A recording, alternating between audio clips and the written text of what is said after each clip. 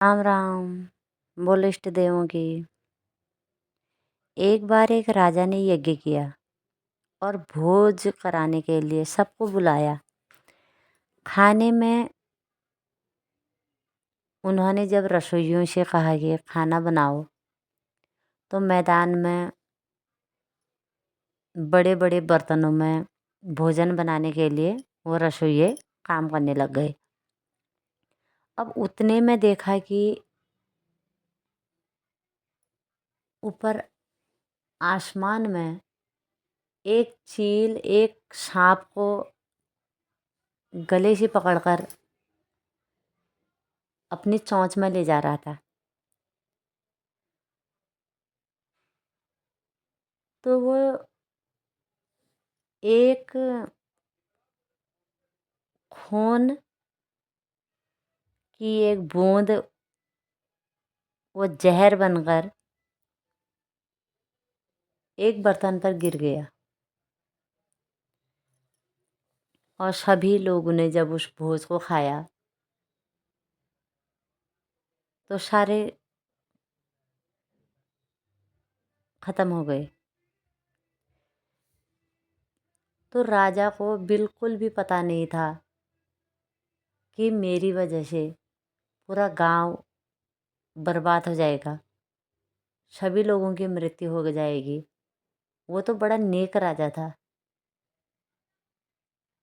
दयालु राजा था, सबका कल्याण सोचता था, भूखे इंसानों को भोजन दिलाने वाला। किसी को कुछ भी पता न चला। तब धर्मराज ने पूछा कि इसका कारण क्या है भगवान से। तो भगवान ने कहा कुछ समय बाद बताएंगे, अभी इसको रहने दो, यहीं पर इस पल को छोड़ दो।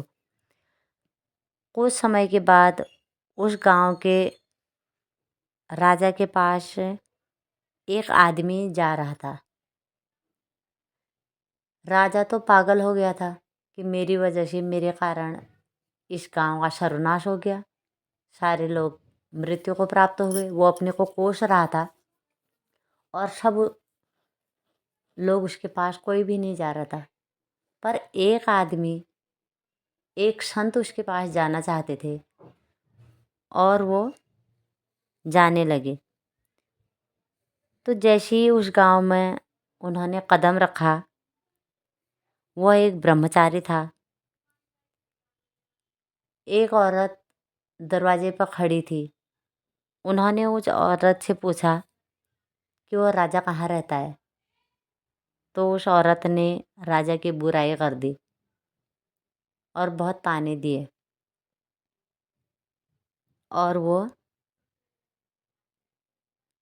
जो ब्रह्मचारी आया था वह रास्ते से ही लौट गया और राजा से नहीं मिल पाया। तब धर्मराज से भगवान ने कहा इस बुढ़िया के खाते में सारे पाप लिख दो, क्योंकि पता किसी को भी नहीं था। न चील को पता था, न सांप को पता था, वो अपने कर्म भोग रहे थे। न रसोइयों को पता था कि इसमें क्या गया है। न राजा को पता था कि भोग में जहर मिल चुका है, और न खाने वालों को पता था।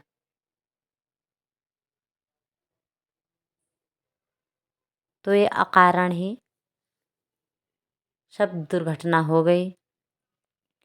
तो दोष किसी का भी नहीं था, तो दोष महिला ने देखा और उस दूसरे के ऐब गलती देखकर उसके खाते में वो सब डाल दिया। इस दृष्टांत का सिद्धांत यह निकला कि हमारे भी ऐसी असावधानी हो जाती है कि न चाहते हुए भी हम कर्मों का फल भुगतना पड़ता है, पर दृष्टि ठीक रखनी चाहिए। इसलिए गुरु, ये सत्संग, ये गीता ज्ञान हमको, हमें देखने की दृष्टि सही कर देता है, तब ये कर्म कट जाते हैं।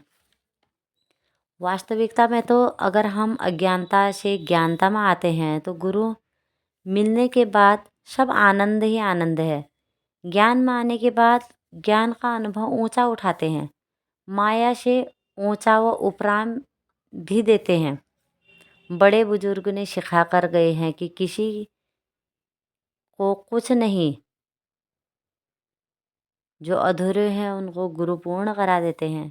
अपने ज्ञान से, निराकार से, ईश्वर की भक्ति से साकार में गुरु अपनी बात कहने के लिए जो सही मायने में गुरु है वह सबकी बात अपने अंदर ले लेता है। और धीरे धीरे एक अवस्था और आती है कि संसार के जो भी घट रहा है उसे घटने दो, उसको उपराम दो, उसको रहने दो। जाओ, जैसे इमली खट्टी है, अब इमली का स्वभाव खट्टापन ही है, तो बार बार हम बोलेंगे कि इमली खट्टी है, इमली खट्टी है। या करेले का स्वभाव कड़वा है, तो करेला कड़वा है, करेला कड़वा है, तो क्यों चर्चा करना है? मूर्खता तो क्या है? ये मूर्खता नहीं है तो क्या है? अच्छाई कम और निंदा चर्चा, हाँ, यज्ञ जगह जगह कर रहे हैं। किसी की चर्चा करने से आपको क्या लाभ? अवस्था यही है कि परमात्मा के राज्य में सब कुछ हो रहा है, हमें अपने अंदर के स्वभाव में रहना है। कर्म मत बनाओ, उसको बदबू आ रही है घर में, जैसे सिगरेट शराब की बदबू आ रही है तो किनारे हो जाओ, अपने को किनारा कर लो। बात बढ़ा के कर्म मत बढ़ाओ। हम अपने को सुधारें, हम क्यों ऐसे बने? एक छोटा बच्चा भी अपना स्वभाव आदत नहीं बदलता, स्वभाव को बदलना बहुत मुश्किल है। खटास मिठास कड़वा चर्चा का विषय हमारा परमात्मा होना चाहिए। हमारा अपना उद्धार करना है, हमने हमने अपना कल्याण करना है। स्वभाव को छोड़ो, भाव को बदलो। अपना स्वभाव अच्छा रखें, भाव से भी मानो क्या हमने गलती नहीं होती है, क्या हमने नहीं किया तो वह चेंज हो जाएगा। भगवान का भाव रखो, आप उसमें तारीफ के पुल बांधो, वह ठीक हो जाएगा। तारो तार हो जाओ। हर घर में दो बच्चों में बहुत अंतर है। ज्ञान है, हम आए हैं तो संसार में अपना मन डुबकी क्यों नहीं लगा रहे हैं? हंसी मजाक ठिठोली क्यों कर रहे हैं? सीरियस क्यों नहीं हो रहे हैं? क्यों? भक्त प्रहलाद कितनी छोटी उम्र में उन्होंने अपना जीवन सीरियस होकर भगवान को प्राप्त कर लिया था, और उन्होंने संसार छोड़ना छोड़ा था। सब वो कई हजारों वर्षों तक वो जीवित रहे और उन्होंने संसार में राज्य किया। भक्ति प्राप्त करके वो हजारों साल जिए। और सिकंदर महान की भी बात आती है, उसने सारा संसार जीता पर अंत समय में उसके हाथ कछु नहीं आया। जैसे काली पूंछ गाय की है, तो अब एक सफ़ेद गाय है और बार बार कह रहे उसकी पूंछ काली है, उसकी पूंछ काली है, उसकी पूंछ काली है। चर्चा छोड़ देनी है, करने दो सबको अपना अपना काम। दूसरों की गलती, दूसरे की बुराई कर्म नहीं देखनी है। क्या ज़रूरत है दूसरों को समझाने की? जो आगे बढ़ जाएगा आप वहीं तक रह जाओगे। ईश्वर की प्राप्ति करने के लिए कोई साधन, कोई कर्म किया? संसार को जानने के लिए क्या किया? सम्राट के महल में जाएंगे तो सब सीखना पड़ेगा, क्योंकि जब किसी के राज्य में जाएंगे तो उनका अनुशासन, उनका तौर तरीका सब कुछ सीखना पड़ेगा। उठना बैठना सीखना पड़ेगा, प्रणाम करना सीखना पड़ेगा। अब शहर में गए हैं, तौर तरीके सीखने पड़ेंगे, जगह सीखनी देखनी पड़ेगी, रास्ता सीखना पड़ेगा। तो वैसे ही हम परमात्मा को पाने आए हैं, तो गुरु पाने आए हैं तो तौर तरीके सीखने पड़ेंगे हमको। कैसे उठना है, कैसे सदाचार करना है, ऐसा कौन सा काम न करे जो हमारे परमात्मा हमसे नाराज हो जाए। ईश्वर की तरफ कैसे हम मुड़ें, उसकी तरफ कैसे ध्यान जाए। घर परिवार की बात नहीं करनी चाहिए। मेरे अंदर श्रद्धा क्यों नहीं आती है, खुद अपने आप से पूछें हम। अपना आनंद किसी कीमत पर भी नहीं खोना है, तो दुख सुख ना पालें, तौर तरीके सीखने पड़ेंगे। सत्संग में आते हैं तो हमारा स्वभाव कैसा होना चाहिए? क्या हमको गुरु स्वीकार करेगा? हम तो कह देते हैं कि वो गुरु ऐसा है, वो गुरु ऐसा है, वो गुरु ऐसा है। क्या हमें भगवान को प्राप्त करने के लिए श्रद्धा है? हमारा स्वभाव कैसा है? पहले तो ये जानना है कि इसीलिए दूसरों पर हमको बुराई दिखती है क्योंकि हमारे अंदर ही श्रद्धा के भाव नहीं रहते हैं। अलग हो जाना चाहिए।